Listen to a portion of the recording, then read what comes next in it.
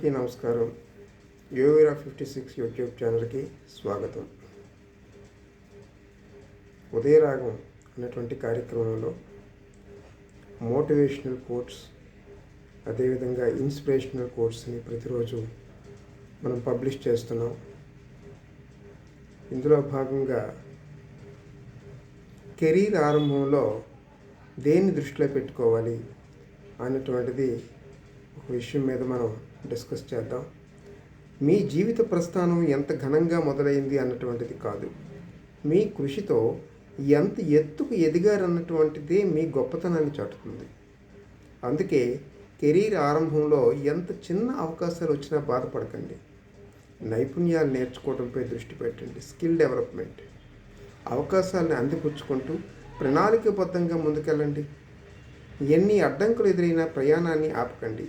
అప్పుడు ఖచ్చితంగా ఉన్నత శిఖరాలను చేరుకుంటారు.